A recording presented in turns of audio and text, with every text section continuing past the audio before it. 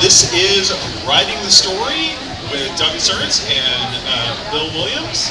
And we're going to go ahead and get started. If we can get you to basically kind of introduce yourself and then tell us what you are writing now. Sure. So my name is Bill Williams. I write and sometimes draw the Punchline comic that comes out from Anime Press. And somewhere along the way I taught myself to letter comics. So I letter comics for guys like the fantastic Doug Ernst over here.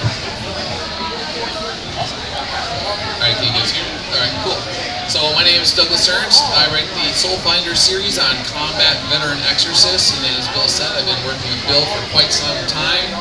And right now, this week, just a couple days ago, Volume 5 of Soulfinder Silent Service, a Cold War era tale, was recently released and is at the Iconic Comics booth. Awesome. All right, so let's get started with some basics of how long you've been in the industry. Well, actually, sorry, yeah. How did you get started in the industry? Let's just go really simple. How did you get started in the industry? If you'll go first, and then Doug, if you'll go second. Sorry, Bill, if you'll go second. Doug first. I met Timothy Lim years ago, just because we became friends through our shared faith in, I guess, politics, and then we both had similar ideas about how comic books should be in the modern age, and then we collaborated together on Soulfinder Demon's Match, which was released in 2019. Okay. So I'm old. I've been doing this for a long time. I started out as Keith Wilson's inking assistant in the late 90s, and I was in a studio with Bill Willingham and Keith Wilson, and we made our own comics. I was Keith's inking assistant, like I said, for a while, inking over a youngster getting to start in comics named Chris Rouse. And since then I've been self-publishing off and on, so I'm coming up on 40 years making comics. Wow. And right now, both of y'all are working for Iconic Comics, is that correct? Okay. And so, like I said, you're doing Soulfinder, but what was the first project that you did professionally as a comic writer? So it literally was Soulfinder, it really was, and then ever since then I've gone all in on Soulfinder. So there's 5 issues out, it's part of a 6-part arc, and then there's been 2 short stories. There are other IPs that I want to develop, but it's sort of taken on a life of its own with like merchandise and all sorts of things. So I don't really have time for anything else at the moment. Okay. So I got my first freelance work being Keith's inking assistant for a while. I ended up knowing somebody at DC, which is the best way to work at DC. And I saw them in Justice League Unlimited script for the comic book series. I co-wrote a couple issues of Robin, and then my guy got fired, so I stopped being able to pitch them stuff. But I like working freelance because I can make decisions and stick with them. In a lot of cases, working with big companies, you have to pitch several things to get anything that they actually like. Okay. All right. So, as writers, how do you get started on, let's say you're going to be writing a script, how does that process go? And like, what do you have to provide your artist, and what do you not have to provide your artist when it comes to like laying all that out? So for me, I try to start out with universal questions or themes that are interesting to me. So for Volume 5 for Soulfinder, I wanted to explore the idea of what happens when a man's spiritual sextant is broken and he doesn't realize it. So what dangerous waters does he lead himself and the men under his command into when that spiritual navigation tool is broken? So once I start off with these large overarching questions that I want to unpack, then I can start narrowing it down. So as Bill and I were talking about this earlier, about starting in the macro and then working ourselves down and narrowing it down. So that's where I start, and I usually try to get Matt Weldon, who's been doing all the Soulfinder books, completely finished script, so he knows exactly what I want, and we can hash out any questions that he might have. So does a finished script also include like how the character is moving, or Yeah, so depending on the artist, some want more direction and some want others. So it's like when you're writing these scripts, you're a director, you're a cinematographer, you're wearing multiple hats simultaneously. And the more that you can wear and wear them well, that will help your artist in terms of just the back and forth that you generally have as you're collaborating on these projects. So in my case, I decided I wanted to do something that was somewhat long-running, so I looked at a classic construction in terms of conflict and comedy. So Punchline is about a World War II superhero who gets forced out of retirement, and she has to train her replacement, and they don't get along. So there's a generational conflict there. So you've got scenes where people are arguing with each other about the best way to handle problems. So drama is based on conflict, so I wanted to come up with a construction that led to endless conflict of different kinds. Whenever I'm writing a script, I'll usually have the full dialogue in there. Depending on who I'm working with, I can just say, draw me 5 interesting pages of them punching in a cemetery. And you trust your writers, you trust your artists at some point to come through and get that done. And whenever I write a full script, I do it knowing that I may have to go back through and make adjustments, because I've worked on lettering jobs where the writer didn't do that, so you would see a page with somebody delivering dialogue and that character was not in that panel. Like, all right, I guess I'll make this work. So it helps if you do a lettering revision just to make sure that the words perfectly dovetail with the images. Okay. All right, so let's go ahead and take some questions. Who has questions about writing in comics? All right, first one. Okay, Bethany. Hi guys. So it's mostly about writing, but only since the explosion of tabletop RPGs. Have you guys played and have you ever used it as inspiration to stories? I've had people approach me and say that I should turn Soulfinder into a tabletop game multiple times, and some people who make them are just like, no, I do a really good job with this, and I think that this lends itself to that. But me personally, I don't know enough about it, so if I'm going to do something, I want to do it well. And because I just don't know enough, I'm just like, listen, when time permits, I'll do my homework into this, and then I'll get back to you. So I don't use those in terms of writing or anything. I have a long time been playing Nerd, so I'm currently playing in like 2.5 games a week. So I think about things sometimes in those aspects. There have been some good superhero games. The DC game was pretty good. The current Marvel game is pretty good. I tend to play like old school D&D with a lot of hacking and slashing. But that doesn't really, that's a creative outlet, but that's not really something I think about when I make comics. Okay. All right. So, since both of you have your own IPs, have you allowed other people to write in your IPs or play in your IPs? And if you have, why? Or if you have not, why or why not? So a few years ago, I actually did a crossover campaign with Timothy Lim and Mark Pellegrini on their Black Ops IP. Tim and Mark actually helped me get Soulfinder off the ground years ago, so I told them, you guys have a blank check. If you ever want to do anything with Soulfinder, you can do it, because I'm forever indebted to you. But I also know that Tim and Mark are very sharp guys and great creative minds in their own right. So I know whatever they touch, it's going to be solid and they're going to respect the material. So those are the only two guys thus far that I've really trusted to take on the IP. So I was looking around the world of comics, and there's a ton of people with small audiences, and I know a lot of them. So I thought, how can we combine our audiences to kind of cross-pollinate each other's media characters?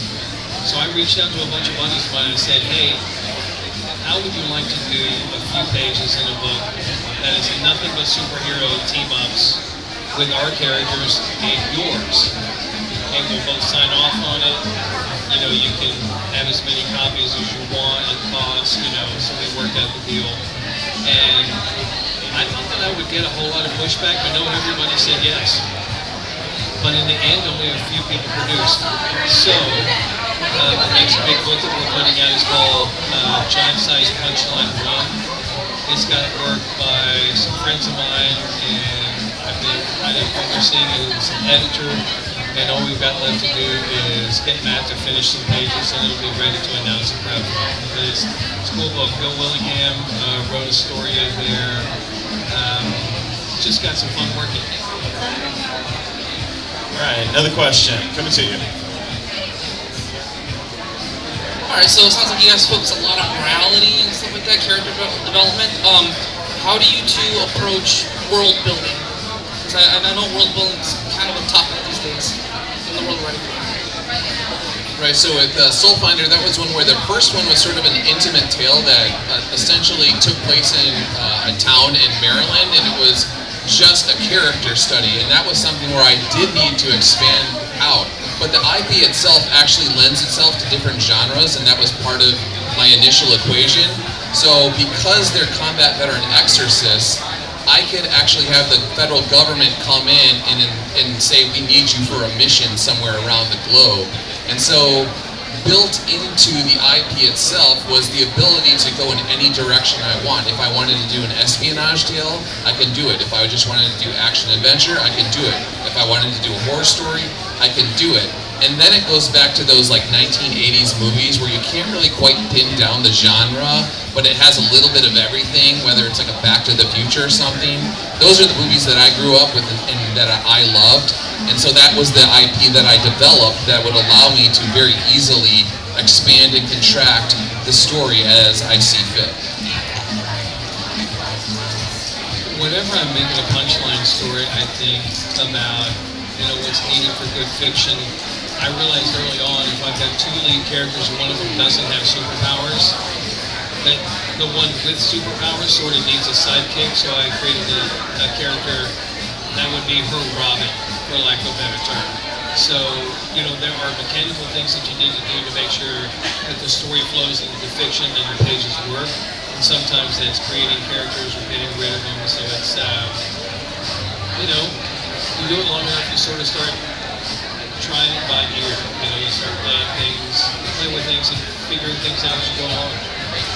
So I have a specific question. How do you write dialogue? Like when you're writing your scripts, writing your stories, do you have a fully fleshed out dialogue first? Or do you just kind of have a general sense of where it's going and you kind of build it in later? So for me, it's one of those things where I know the history of the characters frontwards and backwards. I know things that happened to them in their childhood that might never make it into an actual book, but it's there. And then there's also a little bit of a character Bible sort of stuff that I have, again, thanks to Tim and Mark from years ago. And so because I know them so well and know them so intimately, it's like sometimes the dialogue just comes naturally. When I put them in a situation, I've explored their past so much that it's almost automatic, it's almost instinctual, where it just sort of comes to me, if that makes sense. I tend to focus more, I've done a lot of screenwriting, so I tend to focus a little bit more on a call and response aspect to it. Somebody says something, somebody answers it, somebody says something, ask a question. There's like a tennis match aspect to a good conversation where there's a lot of back and forth. You just have to make it appear to be spontaneous, even though you rewrite it 3 or 4 or 5 times.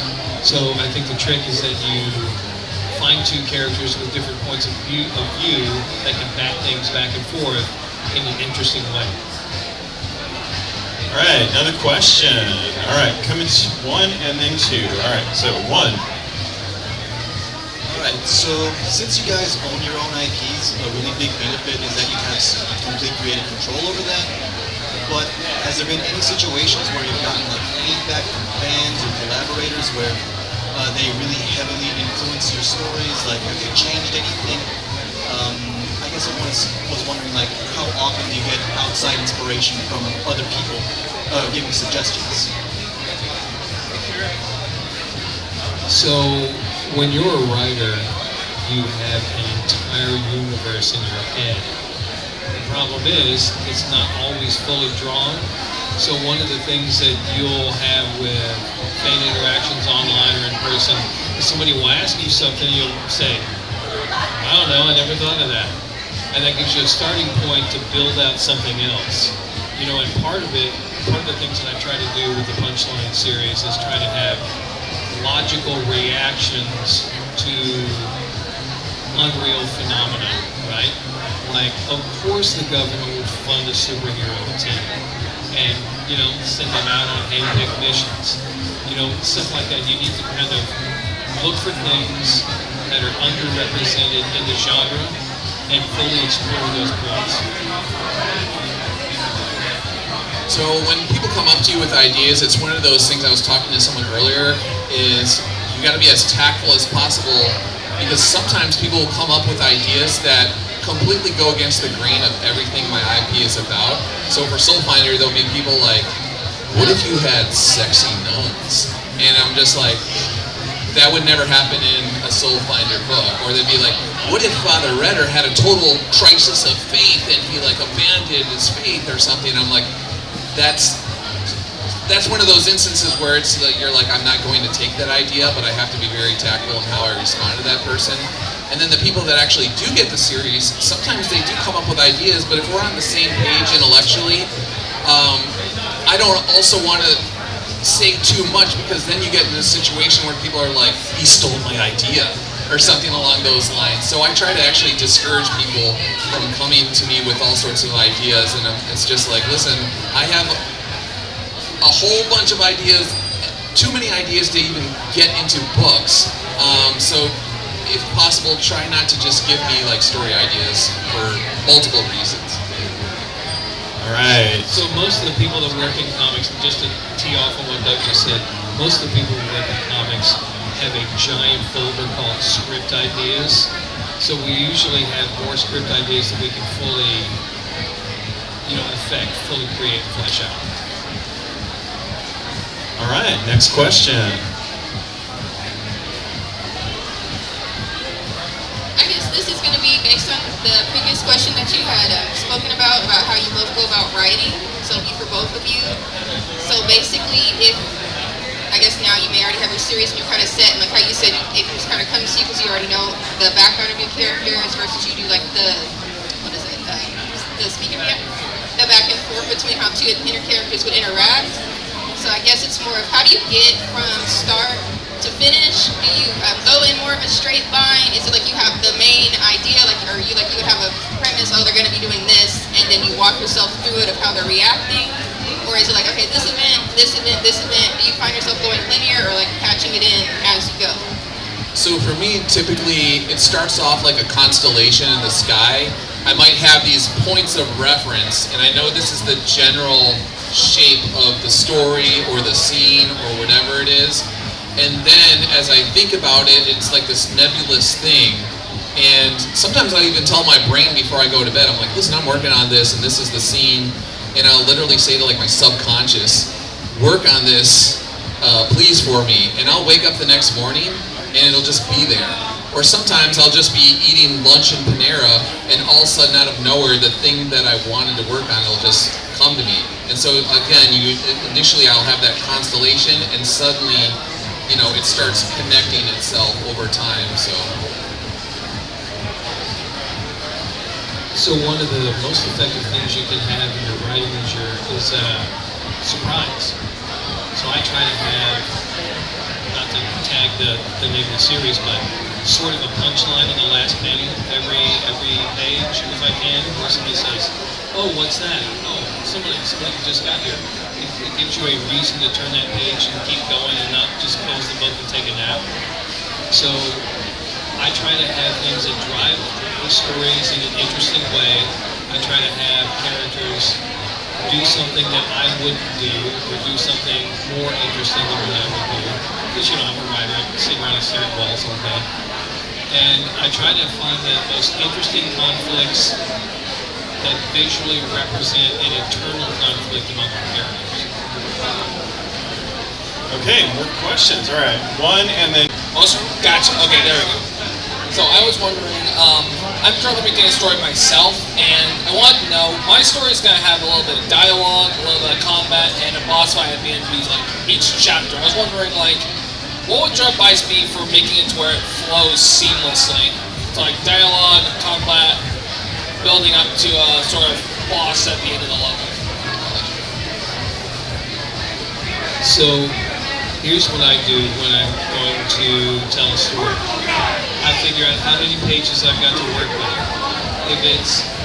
I tend to work in 12-page chunks, so I will write page 1, page 2, page 3, and so on.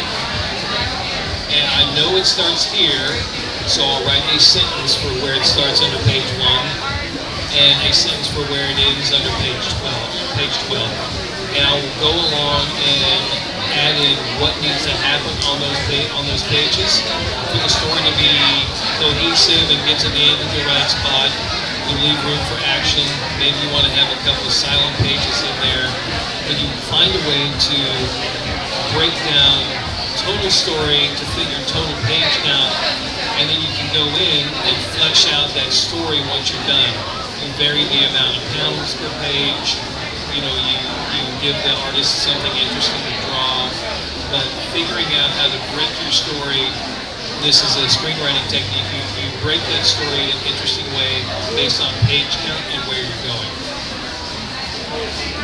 So this kind of gets to when you're writing a script. I've found that a lot of writers try to shoot from the hip on things, and when you shoot from the hip, things go wrong very quickly, and you don't hit the mark. And so some people think writing is easy. They're like, oh, anybody could write. And it's like, well, anyone could write, but they can't necessarily write well.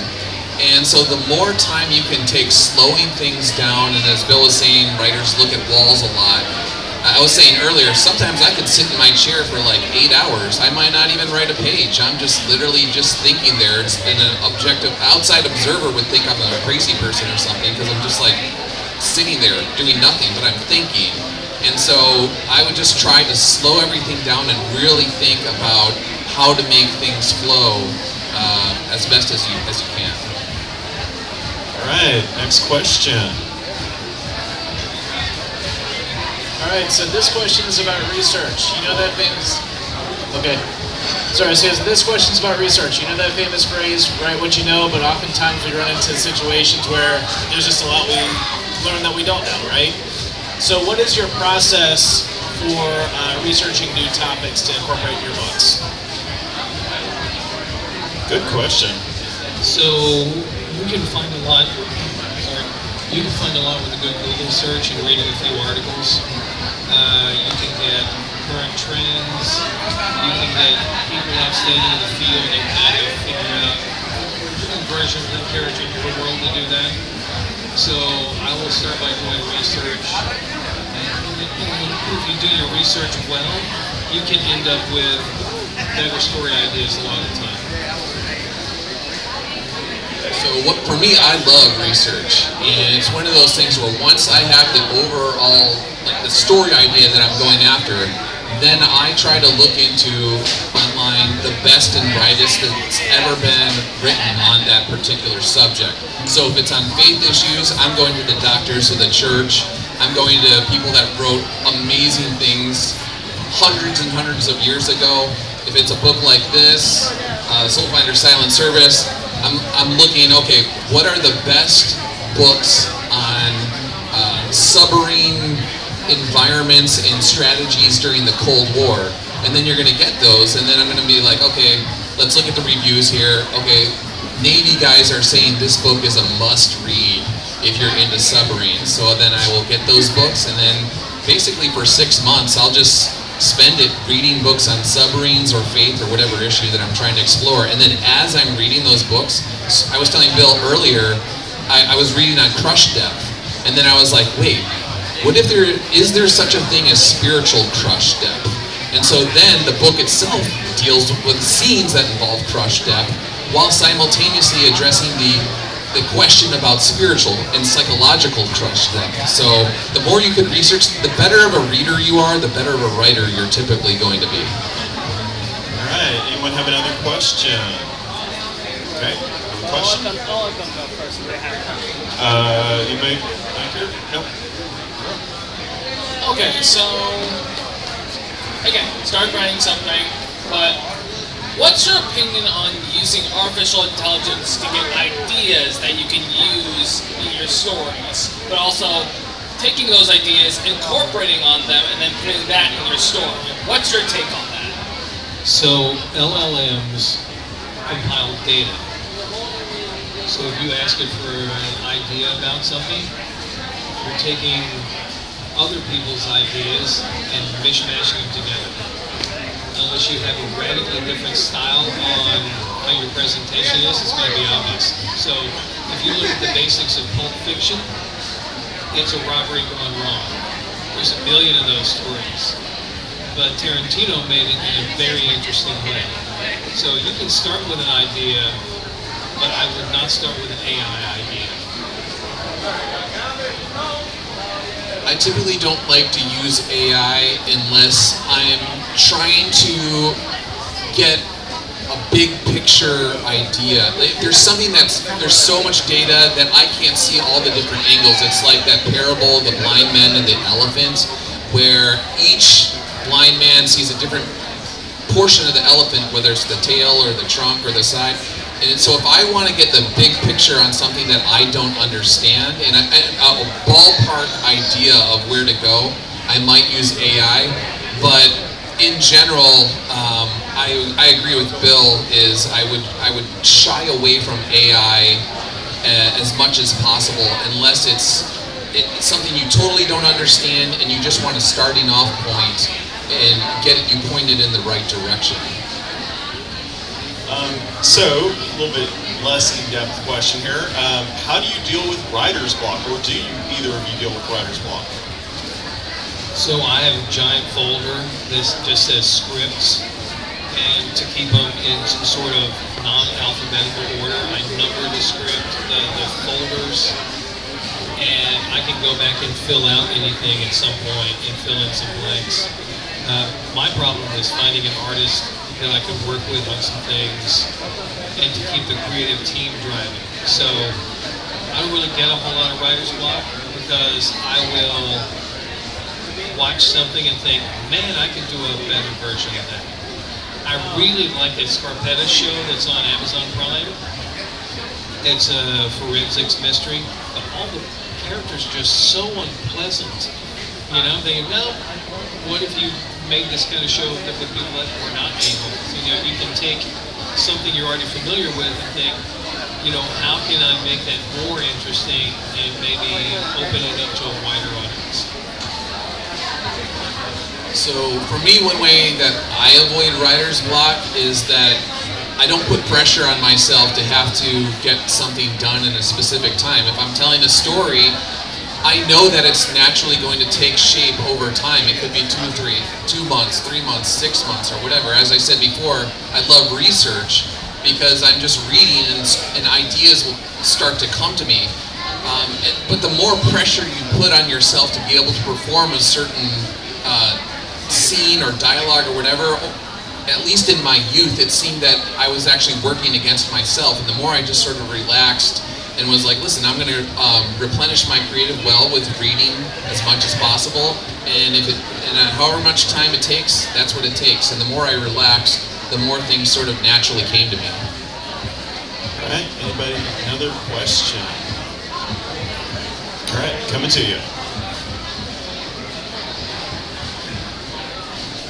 When you were working on your project or writing or such, how many times will you end up going through it and then rewriting or redoing sections because you realize this isn't flowing how you originally intended? Because I also letter my comics, I'm rewriting until the very last minute I send it off to the printer. Because I like to think that, you know, there's a certain joy in creation, and you keep getting better ideas as time goes along. So it's like, well, I've got a slightly better joke here, or maybe I shouldn't have anybody saying anything at all. They should just be skating around like it's an album cover. You know, I'm trying to figure out the best ways to entertain people, and those evolve both for the audience's side and for the creator's side as time goes by. So for myself, I was actually making edits to Silent Service all the way up until I got the hard proofs like a week ago. I was finding little things here and there that can be tweaked. So it's something where if you're constantly going over your work and you're trying to do it from an objective point of view and saying like, okay, if I wasn't me, if I was just a reader reading this, where could this be improved? And it just seems like you continuously find little pieces where you can tweak and chip away at it just to make it a little bit better. And then at some point in time, you get the feeling where you're like, no, it's done now. Now if I keep going, I'm just going to start ruining it at some point in time. Another question? Oh, one and then two. For both of you, do you have any preferred writing system? I mean, like an actual application, writing on paper, using plain old Word, Google, something is more specific in assisting you, or specific programs? There are times if I'm in a show and I get an idea and I can't think of anything else to do, I will take out a pen and write some bullet points on a comic book backing board. I write all my scripts in text edit, and then I'll go through and, run it through a filter and figure out how many things I misspelled this time. No, I use the simplest tools possible, because I find that the more that computing tools are improved, the more they start to try to take over the process. As in, typing in a complicated word into many word processing programs and constantly be correcting you. It's like, I hate to say this, but my vocabulary is bigger than yours. Let me finish my word. I think that the tools that you use influence your work, but it's not the deterministic thing to determine what your projects look like. The smartest guy in the world could type out a script on text edit compared to everybody using movie magic. The really smart guy would still get his point across. When I'm putting a script together, initially I just have a clipboard and blank paper. And as the broader the ideas that I have, I'm literally just writing it out on pen, and I just fill up entire pages with the broad brush strokes of what I want to do. And then, as I was saying with the research and the reading, as I'm reading nonfiction books on a particular subject, as story ideas come to me, if you looked at my books, they're highlighted all over the place. I have notes in the margins, just like literally everywhere. I'd be like, ooh, this would be a really cool scene, and I try to shorthand like ideas for scenes, some that I never even come back to, some that are never used. But then as I'm writing the actual script when I'm in front of my computer, and if I get stuck, I'll literally just flip through the book and I'll find stuff that I forgot about while I was reading, and I was like, oh yeah, that was a good idea, I'll do that. And then all of a sudden an idea will come to me and I'll be able to keep running along. It's third time again. But this time I want to know, when you have an idea, do you put the idea on paper, regardless if it's chronologically following your story, or if it's just further on the story and you want the idea on paper so you don't forget it, and that way you can add it into the story later? Do you do it chronologically or out of order? Which one do you prefer? So I'm older and my memory is terrible. So if I want to be able to hold on to an idea, I will write it down, and I've got basically a filing system within the folders sets. And I will have stuff that's finished, mostly finished, stuff that's at the idea stage. And I will be able to come back to it when I am ready to write those things out. In some cases, I'll just have a story idea that's one really long sentence, knowing that I can come back to it at some point and just totally flesh it out. I try to keep track of it, because while we all think we have great memories, when you look at crime scene data and statistics, talking to people that have just witnessed things in real time, you'll notice that we miss a whole lot. So it's best if you can get it down and write it if you want to revisit it in the future. As I was saying earlier, I generally have a constellation of where the story is going to go. So as ideas come to me, I'm just going to write them down, because they're going to fall somewhere within that constellation. So it really doesn't matter when or where ideas come to me, it's going to fit within that overall framework of the story, and then I'll be able to put the puzzle pieces together as needed as I'm writing. All right. We got time for 3 final questions. So question 1, 2, Okay, so expanding on that a little bit, when you guys come up with an idea, it takes time to write it out, right? So how do you guys control, while you're writing, while taking time on it, not to let your idea go out of control and start going on tangents where you start saying, oh, maybe it can be this, maybe it can be that. You know, doing a creative process, sometimes you start getting other ideas and then those ideas get in the way. How do you stay on your original idea throughout the whole writing process? So with comic book writing, it's a very fixed format. You have a number of panels per page which you determine. The fewer panels, the bigger they can be. You got George Perez 12-panel page, they're all going to be pretty small. So, you figure out how much time you've got, how much space you've got. If you're doing a 10-page story that has 4 panels each, you have 40 images to tell your story. And those have words with them, and that gets your point across. So it's the kind of thing that you kind of have to be disciplined to an extent. You have to figure out what really needs to be in that story to really tell the best version of it at that time. And you can have an idea or 2 or 3 or 100 for what you want to do with your characters later. And you can go through and pick through that bone pile every once in a while to improve or get ideas.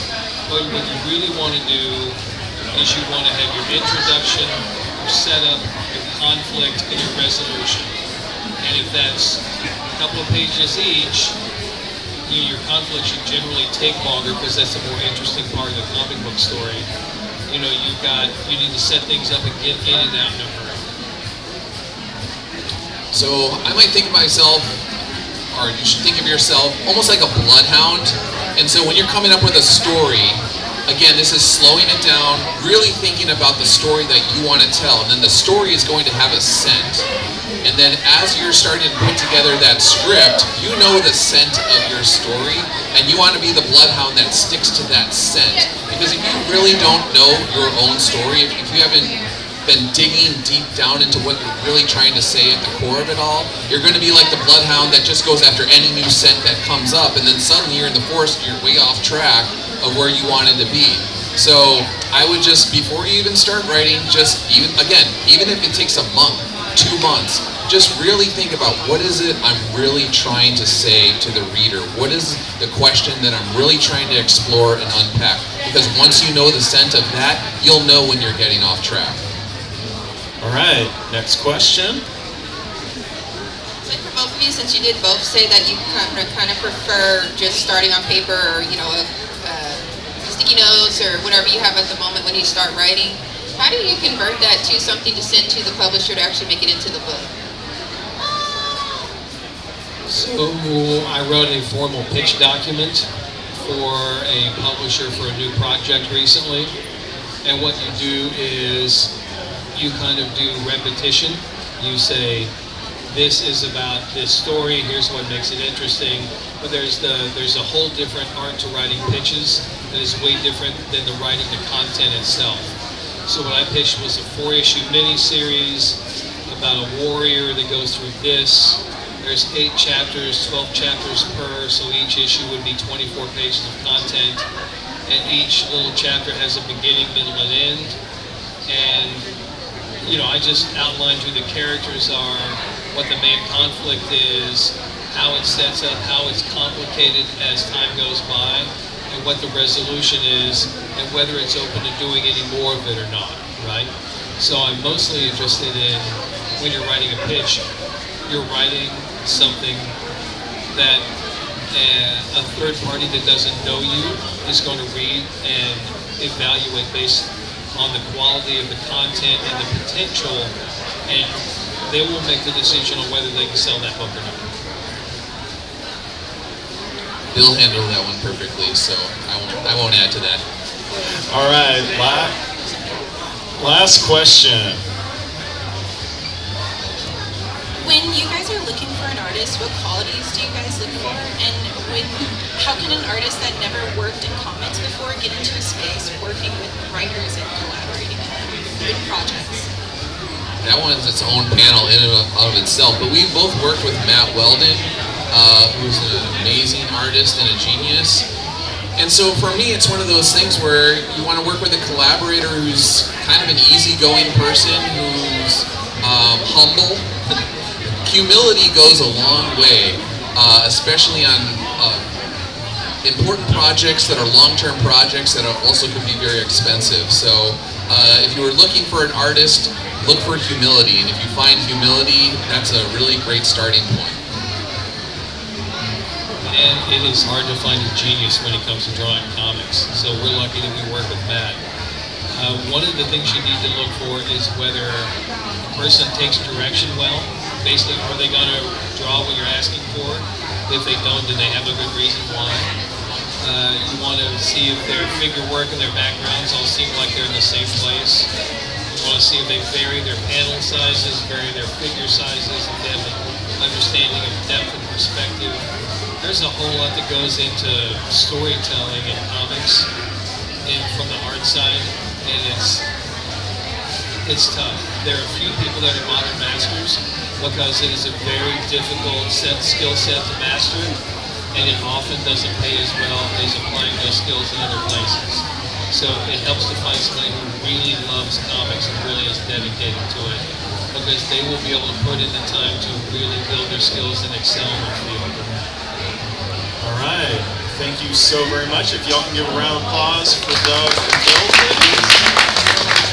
And if you would like to see them further, they're in Hall A at Iconic Comics. And if you want to talk about your book real quick.